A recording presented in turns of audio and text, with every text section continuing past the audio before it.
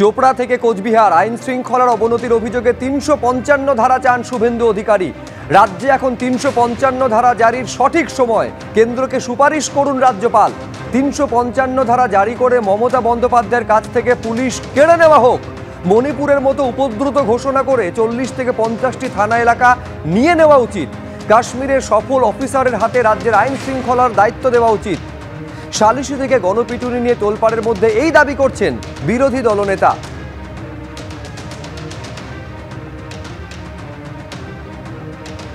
পশ্চিমবাংলায় প্র্যাকটিক্যালি গণতন্ত্র প্রতিষ্ঠা করার ক্ষেত্রে বিগত এক দশকেরও বেশি সময় ধরে জুডিশিয়ারি একটা গুরুত্বপূর্ণ রোল নিয়েছে।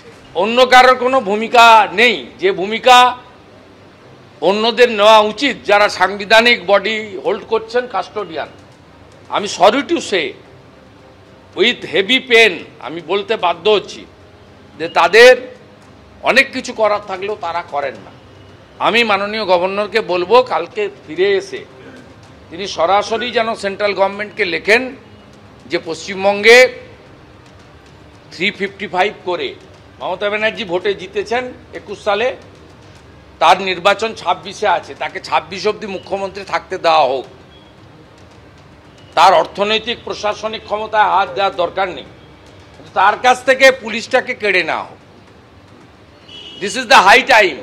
355 রেকমেন্ড করে উপদ্রুত ঘোষণা করে মণিপুরের মতো সমস্ত থানাগুলোকে নিয়ে নেওয়া উচিত এবং এখানে পশ্চিমবঙ্গে ল অ্যান্ড অর্ডারের অ্যাডভাইসার নিয়োগ করে দেওয়া উচিত। যেমন মণিপুরে ex DG CRPF Kuldeep Singh আছেন, এখানেও কোনো কম্পিটেন্ট অফিসার যারা কাশ্মীর থেকে শুরু করে অনেকগুলো অপারেশনে সাকসেস হয়েছেন, তাদের মতো কাউকে এখানে ল অ্যান্ড অর্ডারের অ্যাডভাইসার করে পার্টিকুলারলি আমাকে নাম চাইলে আমি দিয়ে দেবো 40 থেকে 50টা পুলিশ স্টেশন এরিয়া এখানে ল অ্যান্ড অর্ডারকে পুরো সিজ করে নেওয়া উচিত।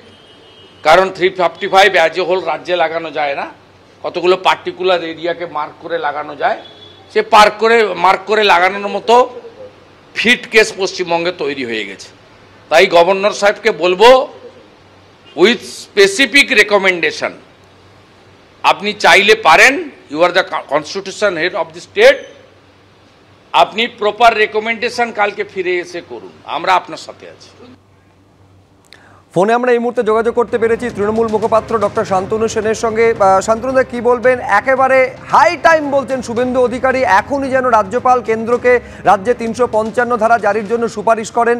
মুখ্যমন্ত্রীর কাছ থেকে পুলিশের সমস্ত দায়িত্ব যেন কেড়ে নেওয়া হয়। ৪০ থেকে ৫০টা থানাকে যেন একেবারে উপদ্রুত ঘোষণা করে কাশ্মীরের কোনো সফল পুলিশ অফিসারের হাতে তুলে দেওয়া হয়, এই দাবি করছেন বিরোধী দলনেতা। সমস্যাটা হচ্ছে কোটি কোটি টাকা খরচা করে সেন্ট্রাল এজেন্সিকে অপব্যবহার করে ইলেকশন কমিশনকে কাজে লাগিয়ে বাংলার ন্যায্য পাওনা আটকে রেখে সবকিছু করেও বাংলার মানুষের কাছে রাজনৈতিক যোগ্য জবাব পেয়ে গিয়ে গোহারান হেরে গিয়ে মানুষের হারটা এখনো তারা মেনে নিতে পারছে না। সেই কারণেই তারা এইসব কথা বলতে গিয়ে নিজের কবর নিজেরাই কেমন খুললো। দেখুন, তারা বলছে মণিপুরের কথা, যে মণিপুরে মাসের পর মাস আগুন জ্বলছে, শয়ে শয়ে মানুষকে খুন করা হয়েছে, মহিলাদের ধর্ষণ করে নগ্ন করে প্যারেড করানো হচ্ছে। আজকে তিনি মণিপুরের কথা বলছেন। আজকে বলছেন কাশ্মীরের কথা, যে কাশ্মীরে এখনো পাকিস্তানের আগ্রাসন বন্ধ করা যায়নি, যে কাশ্মীরে শুধুমাত্র পুলওয়ামা কাণ্ডে রাজনৈতিক ফয়দা নেওয়ার জন্য 40 জন জওয়ানকে এই বিজেপি বলি দিয়েছিল, যেটা তাদেরই রাজ্যপাল সত্যপাল মালিক বোঝে, এবং যে কাশ্মীরে কিছুদিন আগেও পুণ্যার্থীদের ওপর জঙ্গি হানা হলো, প্রচুর মানুষ মারা গেল, সেই কাশ্মীরের সাথে তুলনা করছেন। আসলে এরা ভুলে গেছেন যে আজকের দিন পর্যন্ত ন্যাশনাল ক্রাইম রেকর্ড ব্যুরোর তথ্য অনুযায়ী পশ্চিমবঙ্গের আইন শৃঙ্খলা বিজেপি শাসিত অনেক রাজ্যের থেকে অনেক গুণ ভালো আছে। কিন্তু একদিকে বাংলাকে বদনাম করতে হবে, সেই স্বভাব থেকে সরে আসা যাচ্ছে না, অন্যদিকে বাংলার মানুষের কাছে গোহারান হেরেছে, সেই হারটা মেনে নেওয়া যাচ্ছে না।